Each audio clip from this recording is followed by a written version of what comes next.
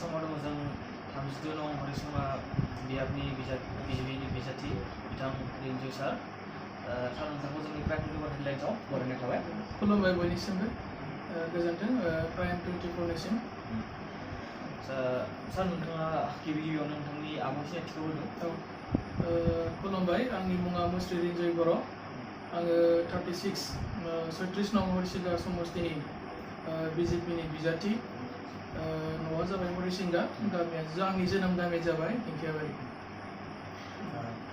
सार नोंथाङा राजखान्थियाव हाबनायनि गिबि जाहोना? राजखान्थियाव हाबनायनि गिबि जाहोनानो जाबाय जे राजखान्थिनि गेजेरजों जोङो गावनि समाज माने सुबुं माहारिनि जौगानायनि गोबां खामानि मावनो हायो। आङो रायजो राजानि खामानि मावनो थाखाय आंहा गोबां गोसो दङ। आङो गोदोबो माने गोलाव सम बेबायदि मोनसे आफादाव खामानि मावबोखानाय, माने बर' हारिनिनो मोनसे आफादाव। आरो दिनै राजखान्थियाव थानानैबो आङो बर'जों लोगोसे गुबुन गुबुन हारिनि सुबुं माहारिनि जौगासारनायनि आं खामानि मावनो गोसो दङ। आरो बेनिखायनो आङो दिनै माने राजखान्थियाव मानसिखौ माने गावनि सार्भिसखौ होनो थाखाय मानसि माहारिनो आङो दिनै राजखान्थियाव जइन जादों। नोंथाङा माब्लानिफ्राय राजखान्थियाव आगान होजेननाय? आंथ' राजखान्थियाव आगान होनायाथ' बारा गोबाव जायाखै, आङो जोबोद गोदान, बांद्राय गोबावनि खोथा नङा। खिन्थु इनडाइरेक्टलि जोङो राजखान्थियाव गोदोनिफ्रायनो आगान होबोदों। खिन्थु थोंजोङै आङो राजखान्थियाव जइन जानाया बारा गोबावनि खोथा नङा, 1 बोसोरबो जायाखै दिनैसिम आरो। नोंथाङा देरहागोन होननानै सानो नामा?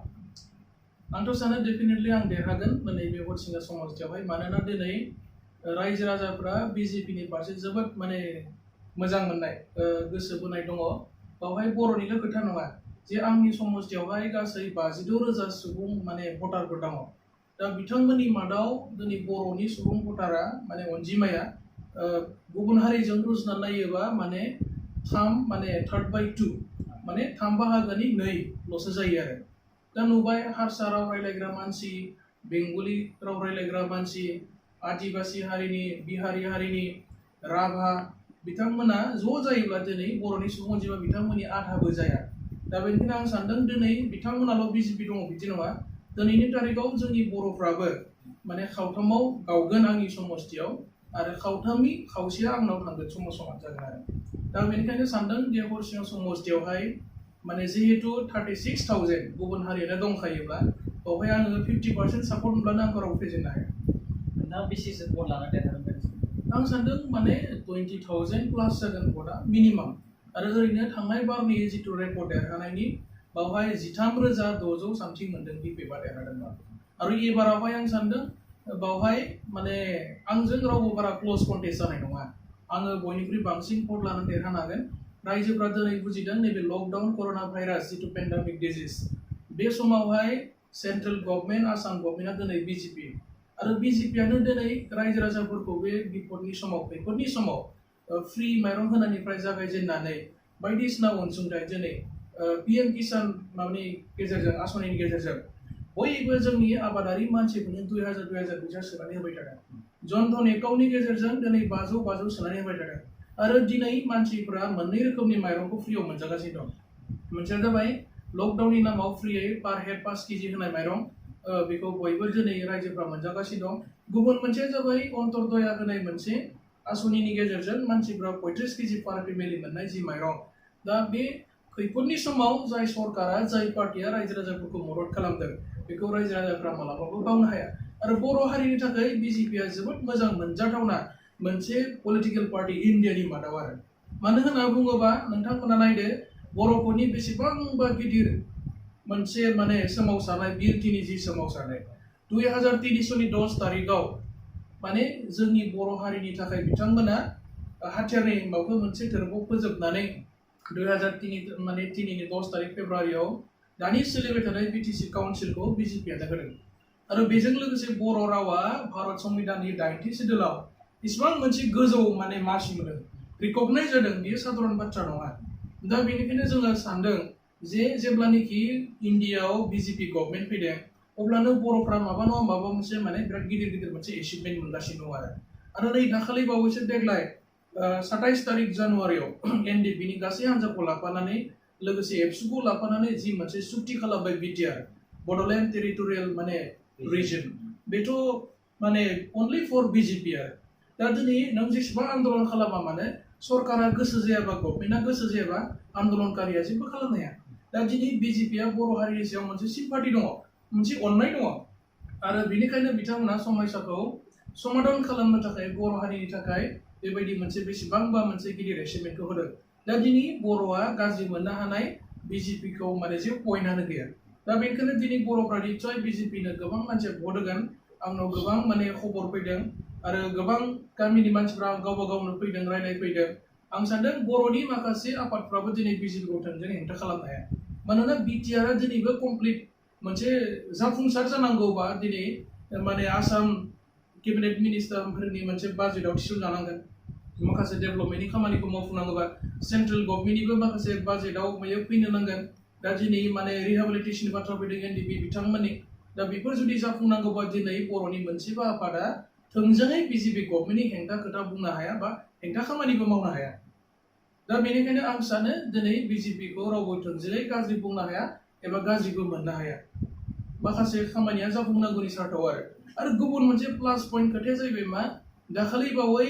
नैबे थांनाय बाजेट सेसनाव आसाम सरकारा बर'फोरनि गोलाव सम पेन्डिं इस्यु होनना बुंनांगौ बेखौबो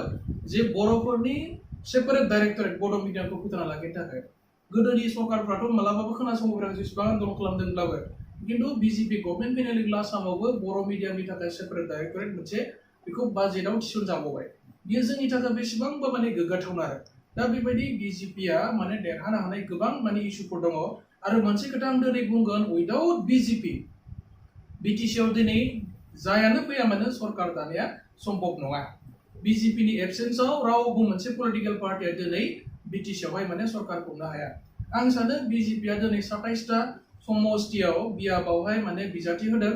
बिनि मादाव बर'आनो माने 80% जेरावहाय माने अपेन सिटआवहायथ' जों गुबुन हारिखौ होखानांगोन माने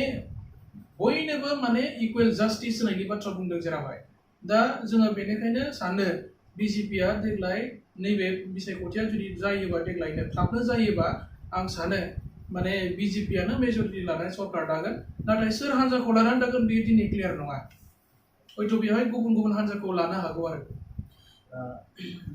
सार नोंथाङा जिथु देरहानानै खोथा बुंबाय जे मेन कन्टेस्टआ नोंथाङा बबे सोर सासे केन्डिडेटफोरखौ बा मोनसे पार्टिसिपेट जागोन ओरैनो सेकेन्ड माबायाव पजिशनाव सोर फैगोन दिनै माने क्लियार बुंनो हाया दिनै इउपिपिएल दङ बिपिएफ दङ दा रायजो राजाफ्रा बिथांमोनखौ सोर सासेखौ बांसिन भट होगोन it depends on time and situation समखौ नायनानै मालाबा मानसिफोरनि माबाया एसे सोलायो आरो दा बावहाय आं सानो आंनि सेकेन्डआव फैग्राया मोननै बिथोराव मोनसेया फैनो हागौ आरो जायखिजाया आं बेबायदि नुदों आरो बिपिएफ आरो इउपिपिएल दङ आरो ओरैनो 7 केन्डिडेट दङ आंनि समस्तियावहाय बाखि सासेयाथ' माने इन्डिपेन्डेन्ट बापन राभा होनाय बिथाङाथ' दिनै 2.5 मास माने मोखां देखायफैयाखै समस्तियाव माजबादनि बेसेबांबा गोजाननि आरो गुबुन सासेया जाबाय इन्टारनेशनेल भटार पार्टिनि दा बिथांमोनाथ' जेबो माने पाब्लिक बेस गैखाया आरो दा बेनिखायनो आं सानो आंनि सेकेन्ड पजिशनाव फैगोना माने बिपिएफ आरो माने इउपिपिएल दङ बिथांमोन सानैनि मादाव सोरबा सासेया फैगोन आं बिदि होननानै सानो आरो फैयोब्लाबो आंजों क्ल'ज कन्टेस्ट जाया बहुत डिफारेन्सआव माने गाहायाव थागोन आरो बिथांमोना आंनि जिथु माने दिनैनि फिलिंस आरो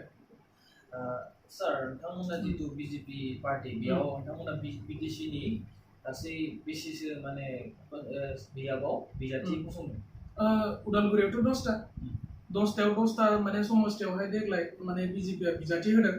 आरो बावहाय 70% जोंनि मानसि बर' हारिनि मानसि जिहेतु बिटिसि काउन्सिला माने बर'फोरनि माबाजों सोमोन्दो गोनां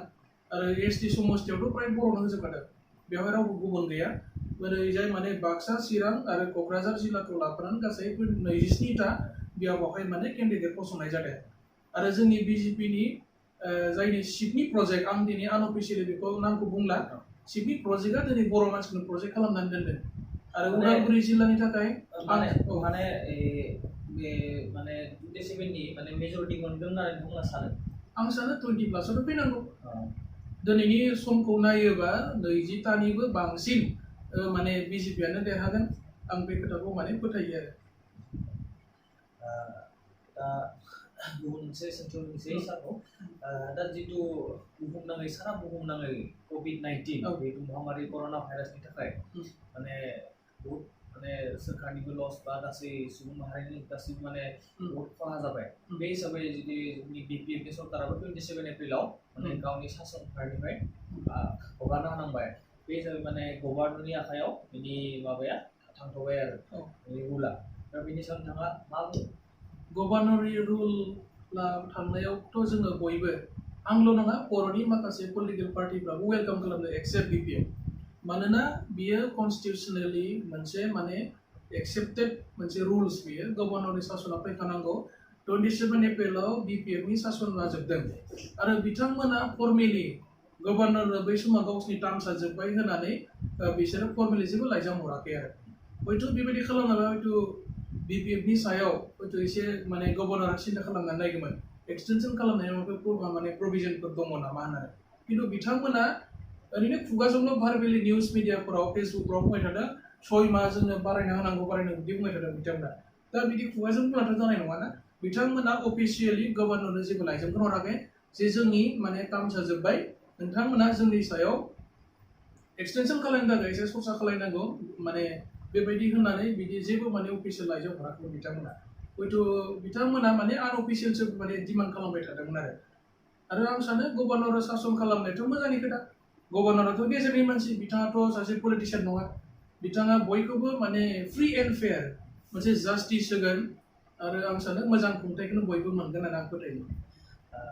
दा जितु कर'ना भाइरास जोंनि आसामाव बहुत माने गोसारबाय दा सानफ्रामबो बांनायनिफ्राय बांगासिनो दं दा नोंथाङा बेनि सायाव सुबुं माहारिखौ मा बिथोन होयो कर'ना भाइरास जितु पेन्डामिक डिजिज बियो जोबोद गिख्रंथाव मोनसे बेराम आरो बे बेरामा कमिउनिटि ट्रान्समिसन जायोबा गामियाव हाबनानै समाजाव हाबोब्ला माने बहुत गिख्रंथाव जागोन आं बेनिखायनो सानो जोंनि गामि ओनसोल बा नोगोर ओनसोल बिदिजों खोथा गैया बयबो सांग्रां थानाया मोजां आरो बाहेरायाव जानला मोनला जाहाथे ओंखारा नैबे साननैसोआव लकडाउनखौ एसे एगजेमसन होनाय लोगो लोगो मानसिफ्रा बाहेरायाव जानला मोनला टाउन सहराव बेरायनाया बांद्राय जादों हाथाय बाजार खुंनाया बांद्राय जादों खिन्थु बेखौ बांद्राय खालायोबा खिन्थु गावनो माने मालाबा खैफोद जानो हागौ आरो सासे मानसिया गामियाव जानाय लोगो लोगो गामिनि मानसिफ्रा ज' थायो जोंना बर'फ्रा दा बेवहाय गोबां गोसारनायनि मोनसे माने चान्सआ दङ दा बेनिखायनो बयबो साबधान थानो थाखाय आङो जोंनि बर' सुबुं माहारि लोगोसे गासै मानसिफोरखौनो गासै हारिनिखौनो आं खावलायदों जाहाथे बिथांमोना बयबो गावखौ बासायग्रो गिबियाव गाव बासिना थायोब्लासो गुबुनखौ बासायनो हागोन दा बेनिखायनो बयबो सेफ जानानै थानांगौ साबोनजों गले गले आखाइ सुनाय बेनिफ्राय बायजोआव फैयोब्ला माने खुगायाव मास्क गाननाय हायोब्ला आखायाव ग्लभ्स गाननांगौ जोंहा बेबायदि साफा साखोन सिखोन थानांगौ आरो सरकारा मोनसे खोथा बुंबाय थादों जे 60 बोसोरनि सानि मानसिफ्रा जाहाथे बायजोआव जानला मोनला बेरायलाबाया 13-14 बोसोरनि उन्दै गथ'फोर गाहायाव थानाय उन्दै गथ'फ्रा जाहाथे बायजोआव जानला मोनला बेरायलाबाया बेबायदि माखासे गाइडलाइन होदों गभर्नमेन्टआ दा गाइडलाइनखौ बयबो जाहाथे आखर आखरै मानिनानै सोलियोबा हयथ' बेरामा थार्ड पर्यायसिम माने थांनाय नङा दा दिनै आसामनि जाय माने सावस्रि बिफाननि मन्थ्रि health minister doctor Hemant Biswa Sharma बिथाङा रायजोफोरखौ खावलायदों जाहाथे हायोब्ला नोंथांमोना बयबो सरकारनि गाइडलाइन मथे खामानि माव आरो क्वारेन्टाइन सेन्टाराव थानाय मानसिफोरखौ खावलायदों जाहाथे धैर्य हमनानै 14 सानखौ जाहाथे क्वारेन्टाइनाव मोजां रोखोमै थायो आरो बायजोआव थानाय जायफोर जोंनि बर' फिसाफोर दङ सोरबा कम्पानियाव खामानि मावदों सोरबा फरायसाफोर दङ सोरबा साख्रि मावनो थाहैनाय बै मानसिफ्रा जुदि जेबो उसुबिदा जायाखैब्ला न'आव फैनो थाखाय हांखुर जानाङा आंनि मथेब्ला जुदि उसुबिदा जादोंब्ला बे आलदा खोथा खिन्थु जेबो उसुबिदा जायाखैब्ला हजोंनो थानानै गावखौनो माने सेफ माने खालामनानै लानो हानाय जागोन खिन्थु फैयोब्ला लामा सामा बेथ' कर'ना भाइरासआ बारदेरनायनि चान्सआ बांसिन दङ आरो साबायखर थाबाय नोंथां हरिसिंगा बियाबनि बिजेपिनि बिजाथि रेन्जि फरायसालिसिम साबायखर बावनाय थाबाय जोबोद गोजोनथों खुलुमबाय बेखौ बेखिनिखौ बुंनानै दिनैनि मोगा मोगि आयदाखौ बेखिनियावनो फोजोबनाय जाबाय